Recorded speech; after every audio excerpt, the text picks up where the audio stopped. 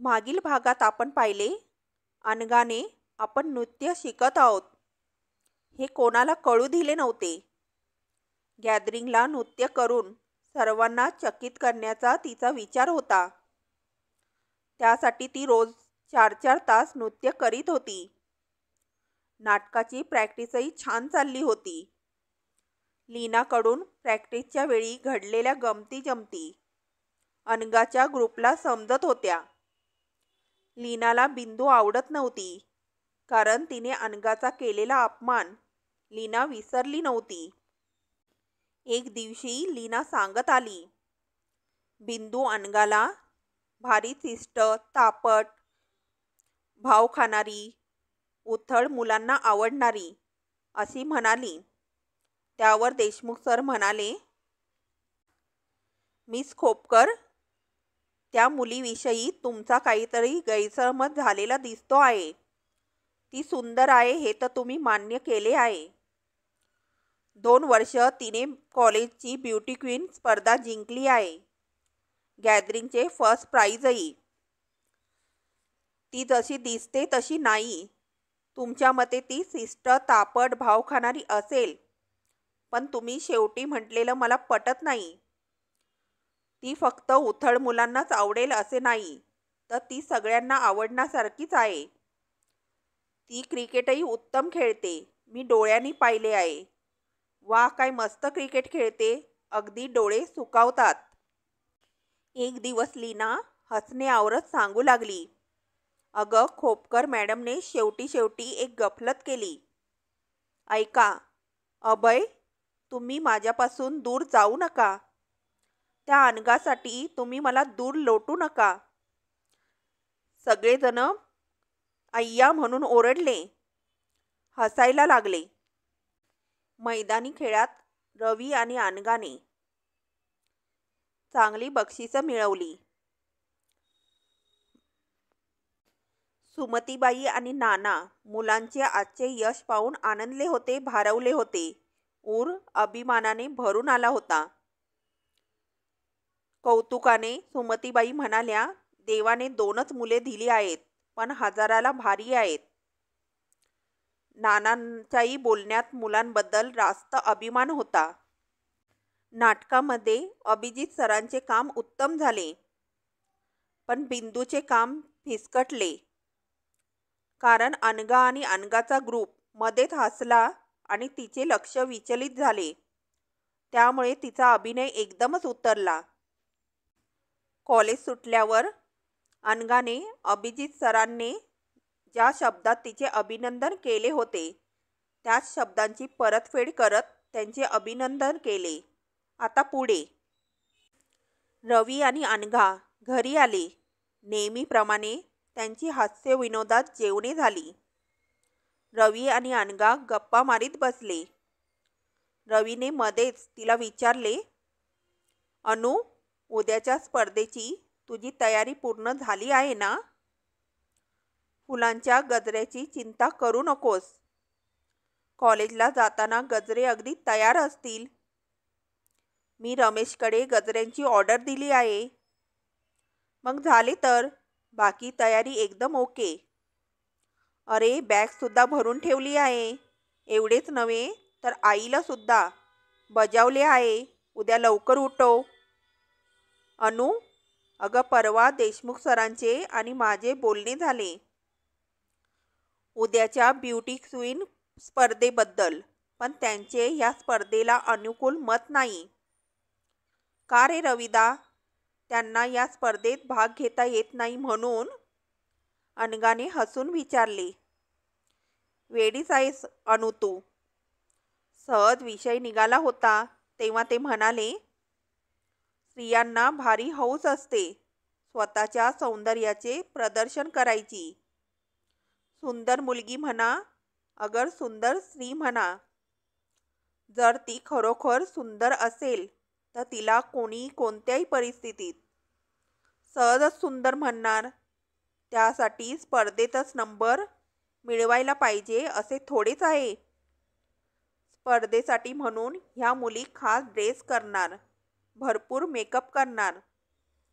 हे झाले बेगडी सौंदर्य. स्वतःच्या सौंदर्याला चढवलेला विकतचा साज. त्यापेक्षा खरी सौंदर्य सम्राज्ञी ही तीच, जी साध्या कपड्यात मेकअप विना त्या सर्वांच्यात उठून दिसेल. अगं, त्यांना मुळी ही स्पर्धाच आवडत नाही. वा, किती छान लेक्चर दिले रे तुझ्या सरांनी तुला, अनघा टाळ्या वाजवीत म्हणाली. रविदा, आता पुरे झाली तुझी बोलणी. मी जाते झोपायला. उद्या मला लवकर उठायचे आहे. ती झोपायला गेली, पण तिला झोप येईना. तिच्या डोळ्यासमोर नाटकातील अभयचे एक एक प्रसंग तरळू लागले आणि त्यावेळच्या अभिजितच्या ॲक्टिंगचे प्रशिक्षण ती मनोमन करू लागली. किती छान काम केले त्याने. खरेच आपण वेडेपणा केला. त्याच्याबरोबर नाटकात काम करायला पाहिजे होते. तोच ती विचाराच्या गर्तेतून भानावर आली. छट, आपण घेतलेलाच निर्णय योग्य आहे. त्या भाव खाणाऱ्याबरोबर काम नाही केले ते ठीक. नाहीतरी प्रत्येक वेळी प्रॅक्टिस करताना आपले खटके उडाले असते, डोके क्रॅक झाले असते. तिने त्याचा विचार बाजूला सारण्याचा प्रयत्न केला. समुद्राला भरती येत असताना त्याच्या लाटा कोणी मागे सारू शकतो का? त्या आदळत आपटत रोरावत पुढेच येत असतात. अगदी तशीच स्थिती तिच्या मनाची झाली. त्याची एक आठवण ती बाजूला करायला गेली तर मध्येच तिला रवीचे बोलणे आठवू लागले. ब्युटी क्वीनच्या स्पर्धेसंबंधी देशमुख सरांनी काढलेले उद्गार तिला आठवू लागले. त्यांची नावड तिला समजली होती. त्यांची वाक्ये तिच्या कानात घुमू लागली आणि ती स्वतःच्या नकळत ती त्या बोलण्याचा विचार करू लागली. आपण स्पर्धेतून बाहेर पडूयात का? मनातच तिने स्वतःला प्रश्न केला आणि क्षणात त्या प्रश्नाच्या उत्तराने दचकली. बाई ग, काय हे आपले मन? त्याच्या बोलण्याचा का म्हणून आपण एवढा विचार करावा? छट, गेला उडत. तिने डोक्यावरून चादर ओढून घेतली. डोळे गच्च मिटून घेतले, पण मनातले विचार थोडेच पाहुण्यासारखे दार खटकवून आपल्या पसंतीने प्रवेश करतात. खरेच हे मन आणि त्याचे ते विचित्र विचार, याला पायबंद घालायला काही साधन आहे का? अनघा वैतागली. तिने चादर काढून टाकली. तिला काय होत होते ते तिचे तिला समजेना. त्याचे विचार दूर होईनात. नको त्यावेळी तेच विचार पुन्हा पुन्हा का येतात? तिने ट्रान्झिस्टर लावला. निदान गाणे ऐकून मन शांत होईल. पहिलेच गाणे नुकतेच सुरू होत होते. हो पास रहे या दूर रहे, नजरों में समाये रहे, इतना तो बता दे कोई हमें, क्या प्यार इसी को कहते हैं. रेडिओवरील हे गाणे ऐकताच तिच्या तोंडून उद्गार बाहेर पडला. ओ गॉड. आणि नंतर तिच्या वेड्या मनाने तिची त्या क्षणाची स्थिती आणि गाण्याचा अर्थ लावला. क्या प्यार इसी को कहते हैं. ती एकदम लाजली. छे, काहीतरीच. मला आता त्याची जरूर आठवण येत आहे, हे मी कबूल करते, पण याचा अर्थ मी त्याच्यावर प्रेम करते. ती स्वतःचीच हसली. हे कधीतरी शक्य आहे का? त्याच्याबद्दल आणि तेही प्रेम? खरंच शक्य नाही ते. मला त्याचा खरोखरी खूप राग येतो. नेहमी पहावे सदानकदा आपल्याच रुबाबात. हां, मध्येच कधीतरी तो पटकन आवडून जातो. क्षणभरच. इच्छ, काहीतरीच काय. ह्या आपले एवढ्या परस्पर विरोधी भावना. ती स्वतःच्या विचारात गुंग झाली. तो माझा एवढा तिरस्कार करीत असताना मी त्याच्यावर प्रेम करीन? मी माझी आहे, मन माझे आहे, हे हृदय माझे आहे. तो कधीतरी मला आवडत असला तरी माझ्या मनाविरुद्ध मी त्याला हृदयात कशी जागा देणार? तिने मनाची समजूत घातली. शेवटचे गाणे लागले होते. दिल अपना और प्रीत पराई, किसने है ये रीत बनाई, दिल अपना. तिने रेडिओ चटकन बंद केला. गाण्यामुळे आपले भरकटलेले मन स्थिर होईल, शांत होईल म्हणून तिने रेडिओ लावला होता. पण प्रत्यक्षात उलटेच झाले होते. मनातील काऊराचे चक्रीवादळात रूपांतर झाले होते. अनु उठ, बघ किती उशीर झाला आहे. आज तुला लवकर जायचे आहे ना कॉलेजमध्ये. आईच्या आवाजाने अनघाला जाग आली. तिला आठवले, आज आपली ब्युटी क्वीन स्पर्धा आहे ना. हं, आणि संध्याकाळी विविध गुणदर्शन कार्यक्रमात नृत्य. तिला उठवेना. अगदी निरुत्साही वाटत होते. रात्रीच्या जागरणाचा त्रास असावा. रात्रीच्या प्रश्नाचे उत्तर तर ठरविलेच नाही. आपण स्पर्धेत भाग घ्यावा की नाही? अनु, अगं अजून लोळते आहेस? उठ पाहू. आता मात्र अनघा उठली. स्वतःचीच हसत मनाशी एक निश्चय केला तिने. मिस्टर यू चे आव्हान आपण स्वीकारायचे. गंमत म्हणजे तिचा निर्णय पक्का झाल्यानंतर तिला एक आगळाच उत्साह आला. अनघा आपले सर्व काही आवरून बाहेर आली. आई, नाना, रवी सारेच तिच्याकडे आश्चर्याने पाहत होते. कधी नव्हे तिने साडी नेसली होती. अगदी सफेद साडी. लाल मोठ्या गुलाबांची स्कर्ट बॉर्डर असलेली. लाल आणि पांढऱ्या बांगड्या. लाल ब्लाऊज, लाल टिकली. आपल्या मूळच्याच लांब सडक केसांची एक सैलसर वेणी आणि ती मध्ये एक टपोरा लाल गुलाब. बस, बाकी कुठल्याही प्रकारचा मेकअप नाही. फार गोड दिसत होती अनघा. सुमतीबाई पुढे होत कौतुकाने तिला म्हणाल्या, भारी सुरेख दिसतेस ह्या साडीमध्ये तू. अनघा संकोचत म्हणाली. घराबाहेर पडले. चल आई, तुझे आपले काहीतरी गजरे घेतले. रविदा, शकुंतलेच्या साठी निघूया ना आता. गजरे लागणार होते ना. अनु, आपल्याला यायला उशीर झाला आहे.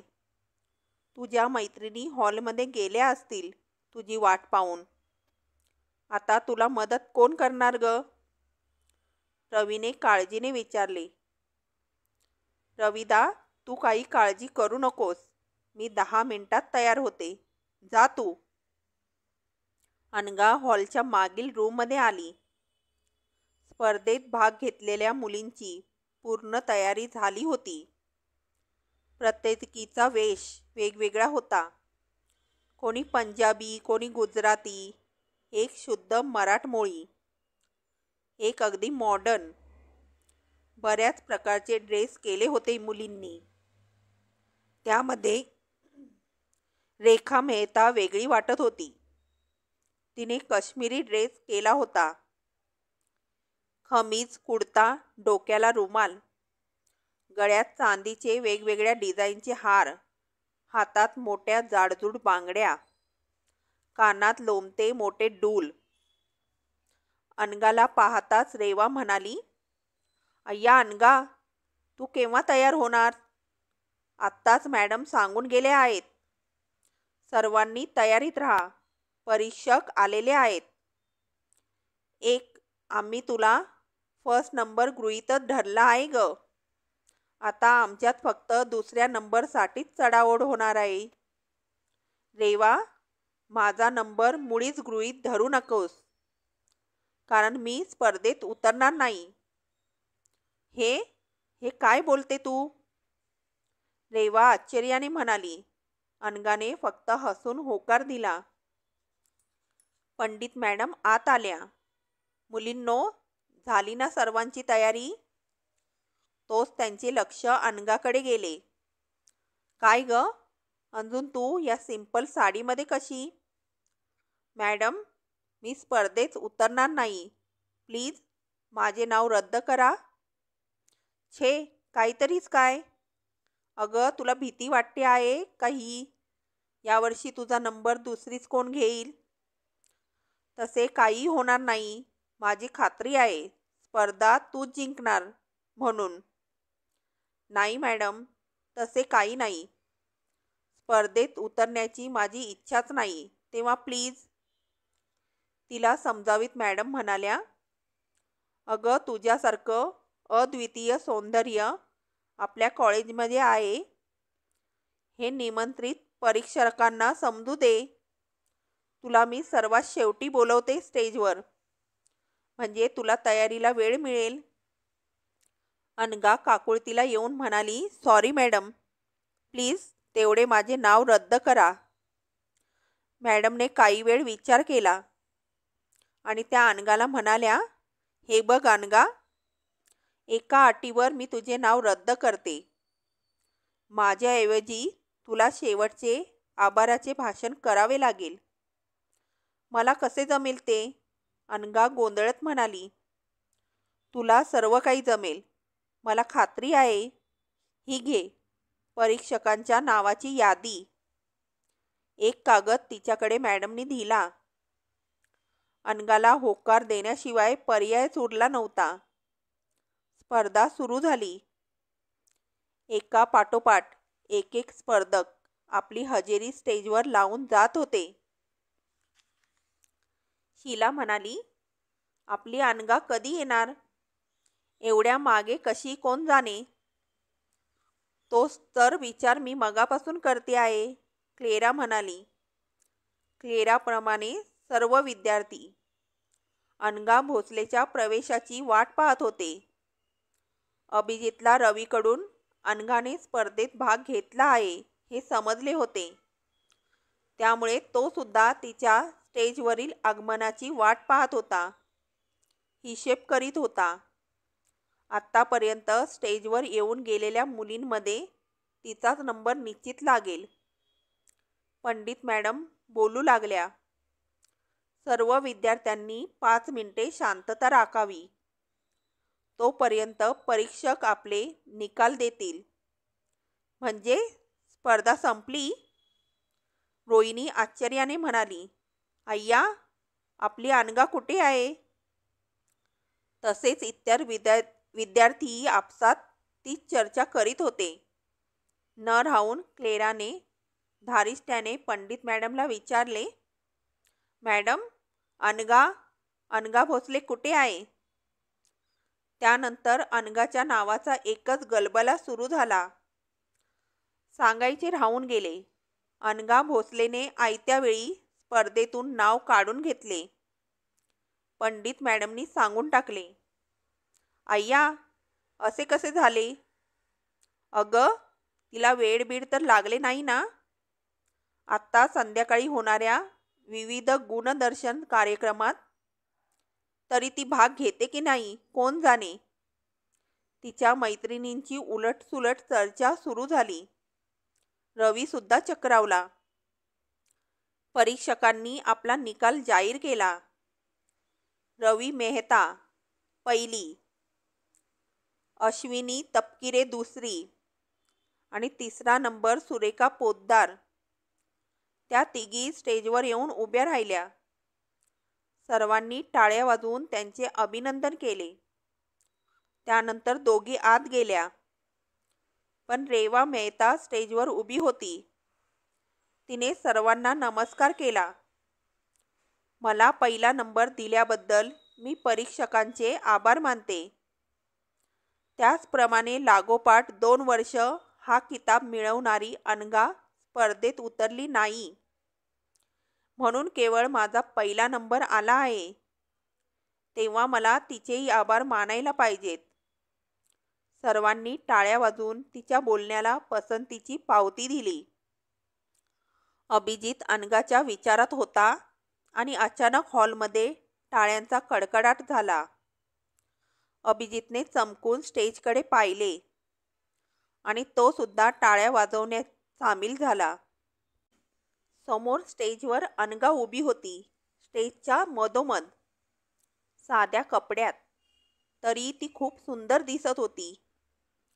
परीक्षकही आपसात बोलून गेले, वा, हे खरे सौंदर्य.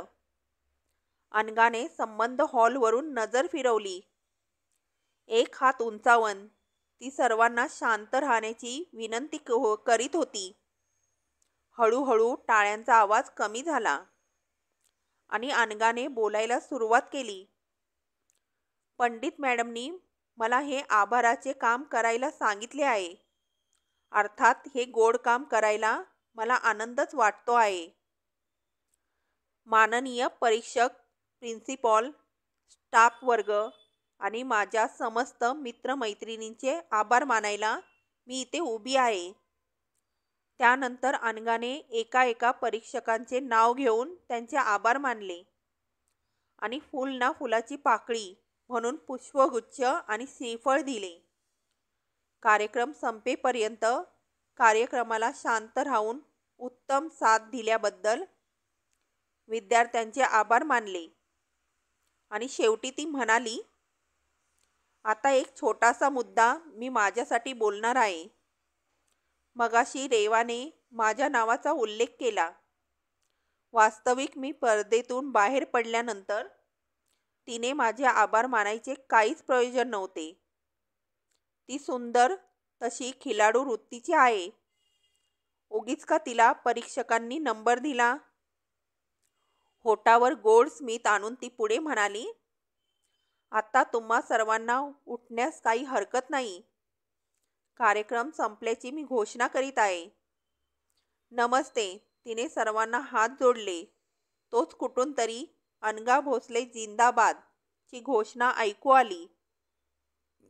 स्पर्धेत भाग न घेताही अनघाने स्पर्धा जिंकली होती.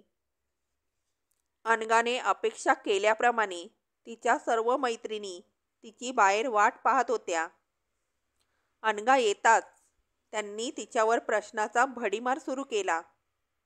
अनघा चुपचाप ऐकत राहिली. तिच्या मैत्रिणी तिला सारख्या प्रश्न करीत होत्या. अनघा, तू माघार का घेतलीस? या प्रश्नाला ती काय उत्तर देणार होती? खाली मान घालून ती मैत्रिणीची बोलणी ऐकत होती. पण त्याचे तिला बिलकुल वाईट वाटत नव्हते. तिचे मन आनंदाने पूर्ण भरले होते. शेवटी शीला तिला म्हणाली, अनघा, संध्याकाळी तरी तू तुझा ठरलेला कार्यक्रम करणार आहेस का? आता मात्र अनघा हसून म्हणाली, हो, तुम्ही लवकर येऊन छानशी जागा पकडा, म्हणजे तुम्हाला माझे नृत्य छान दिसेल. अनघाला शोधित रवी तेथे आला. त्यानेही नाराजीने तोच प्रश्न केला. अनघाने त्या प्रश्नाला उत्तर देण्याऐवजी ती म्हणाली, रविदा, तू स्कूटर घेऊन ये, मी थांबते इथे तुझी वाट पाहत. बिंदूने आज अभिजितला लिफ्ट मागितली होती. अभिजित तिला म्हणाला, सॉरी, मला माझ्या एका मित्राकडे जायचे आहे. त्याची अनिच्छा पाहूनही बिंदू म्हणाली, असे हो काय करता देशमुख? आज प्रथमच मी तुम्हाला लिफ्ट मागते आहे आणि तुम्ही नकार देत आहात. ते काही नाही. यावर अभिजित काय म्हणणार? ठीक आहे, तुम्ही थांबा इथे, मी स्कूटर घेऊन येतो. अभिजित स्टँडकडे गेला. रवीची आणि अभिजितची तेथे भेट झाली. हॅलो रवी. ओ सर, कसा वाटला तुम्हाला आजचा कार्यक्रम? नाही, म्हणजे तुम्ही ह्या कार्यक्रमाविरुद्ध आहात म्हणून विचारले. कार्यक्रम आवडला नाही? हां, मात्र कार्यक्रमाचा शेवट आवडला. अभिजितने खरे सांगून टाकले. रवी आनंदित होऊन म्हणाला, हां, आले लक्षात. आमच्या अनूने मानलेले आभार आवडलेत तर. अभिजितच्या अगदी होटावर आले होते. फक्त आभारच काय, आभार मानणारी सुद्धा. पण तो हे बोलू शकत नव्हता. रवी आणि अभिजित स्टँडमध्ये बोलत होते तेव्हा बाहेर दुसरेच नाटक सुरू झाले होते. अनघा वासंतीबरोबर बोलत रविदाची वाट पाहत होती. बिंदू सुद्धा अभिजितची वाट पाहत होती. बिंदूचे लक्ष अनघाकडे गेले. अनघाबद्दलचा तिचा द्वेष उफाळून आला. तिच्यासोबत उभ्या असणाऱ्या विद्यार्थिनीला बिंदू मोठ्याने म्हणाली, कार्यक्रम छानच झाला, पण काय ग, काही स्पर्धक भारी भित्रे असतात नाही. अगदी आयत्या वेळी स्पर्धेतून बाहेर पडायचे म्हणजे किती लाजिरवाणी गोष्ट आहे. घाबरट मुलींनी मुळातच अशा स्पर्धांपासून दूर राहावे. आपल्या अंगात हिंमत नाही तर स्पर्धेत भाग घ्यायचाच कशाला. बिंदूने मारलेली गोळी अनघाला बरोबर लागली. अनघा अतिशय चिडली. ती सरळ बिंदूच्या पुढ्यात जाऊन उभी राहिली. हे बघा, तुम्हाला जे काही बोलायचे आहे ना, ते असे समोरासमोर उभे राहून बोला. उगीच पडदे आडून कशाला. अशा मारक्या म्हशीसारख्या बघू नका माझ्याकडे. तुम्हाला काय वाटले, मी तुमचे सर्व ऐकून चूप बसावे काय? मला मारकी म्हैस म्हणतेस? बिंदूने रागाने विचारले. होय, अगदी तुम्हालाच. कारण त्यापेक्षा सुंदर उपमा आयत्या वेळी आठवली नाही. अनघा, मला ही असली बोलणी आवडत नाहीत.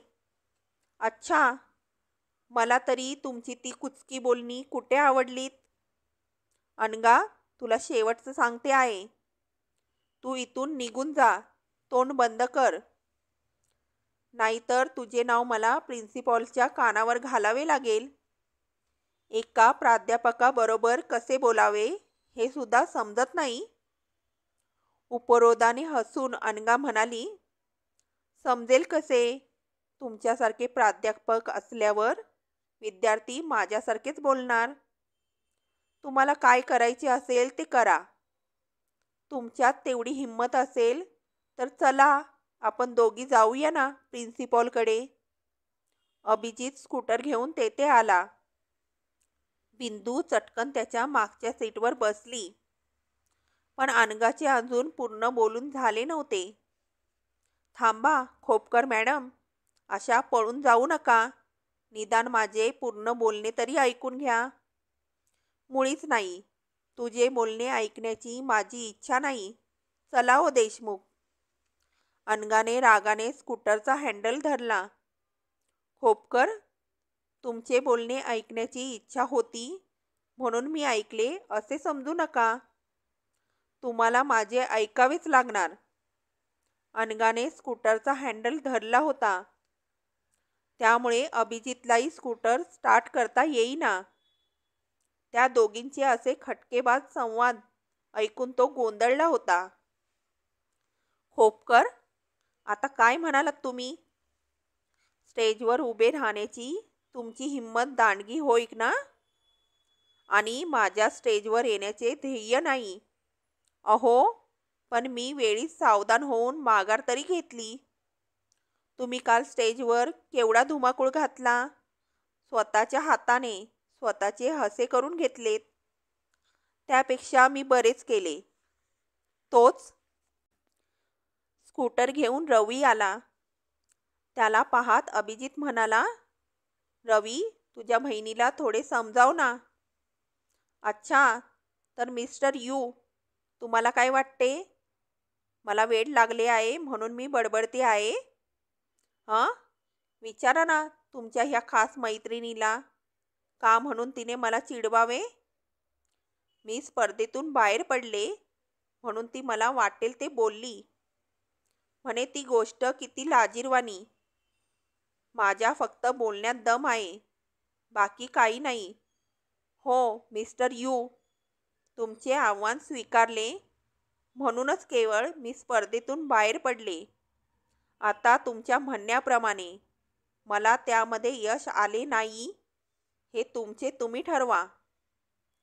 खोपकर मॅडम, मी तुमचे काय घोडे मारले होते कोण जाणे. तेव्हा तुम्ही माझा एवढा द्वेष करता हो? आज संध्याकाळी माझा कार्यक्रम आहे, तेव्हा पहा मला सुद्धा स्टेजवर उभे राहता येते की नाही.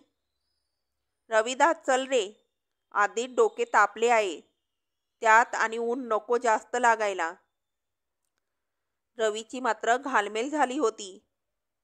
आपली अनु आहे तापट, काय झाले आहे कोण जाणे. मात्र ती फार चिडली आहे. न राहून रवी अभिजितला म्हणाला, सर आमची अनु थोडी तापत आहे, ती काही बोलली असेल तर. पण रवीला बोलू न देता अभिजित मध्येच म्हणाला, रवी ह्या तापट आहेत हे सांगण्याची गरज नाही, मला त्यांचा पूर्ण अनुभव आहे. आता निघूया. अनघाकडे पाहात तो मिश्किल आवाजात म्हणाला, रवी जाताना एखाद्या कोल्ड्रिंक हाऊसला भेट द्यायला विसरू नकोस. बाय शब्दाने त्याने रवीचा निरोप घेतला असला तरी नजरेने अनघाचा. बाई ग, त्याच्या त्या नजरेने अनघाचा थरकाप झाला. त्या नजरेत खूप काही होतं, आगळं वेगळं, नेहमी दिसणारा आपल्याबद्दलचा तिरस्कार तर नव्हताच नव्हता. त्यामध्ये होती नितांत आपुलकी, प्रेम. अनघा चपापली. छट, शक्यच नाही. मिस्टर यू च्या नजरेत तसा बदल कधीतरी होईल काय, आणि तेही आपल्या बाबतीत. तिला स्वतःचेच हसू आले. हो म्हणे, कोल्ड्रिंक हाऊसला भेट द्या. इश्श, आईस्क्रीम खाऊन का राग कमी होणार. हो, आणि म्हणे मला यांच्या रागाचा पूर्ण अनुभव आहे. अनघा खुदकन हसली. ह्या क्षणी काहीही न करता तिचा राग तिच्याकडे पाठ फिरून धूम पळून गेला होता. रवी मात्र बेचैन झाला होता. आपल्या अनुचा आणि देशमुख सरांचा क्रॉस आहे हे आपण मागेच ओळखले, कारण समजले नाही. पण ह्या नवीन असलेल्या खोपकर मॅडम, त्यांचे आणि अनुचे कशात बिनसले आहे. अनुने म्हटले तसे काही खोटे नाही. ती नक्कीच अनुचा द्वेष करते आहे, पण का. अनुचा मूड पाहून तिलाच विचारावे केव्हा तरी. ए आई, आज तू आणि नाना संध्याकाळच्या माझ्या नृत्याच्या कार्यक्रमाला यायलाच पाहिजे ह. रविदाने व्यवस्था केलेली आहे, अनघाने आईला सांगितले. रवी अनघाकडे एकटक पाहत होता. हीच का आपली अनु, मगाशी फाडफाड बोलणारी आणि आता किती शांत दिसते आहे. मगाशी एवढे रामायण होऊनही तिने मनाला कसे लावून घेतले नाही. एवढ्या खुशीत कशी. पण रवीला कसे समजणार. आज अनुला आनंदित करणारे आगळे वेगळे तिने पाहिले होते आणि ते तिला मनापासून आवडलेही होते.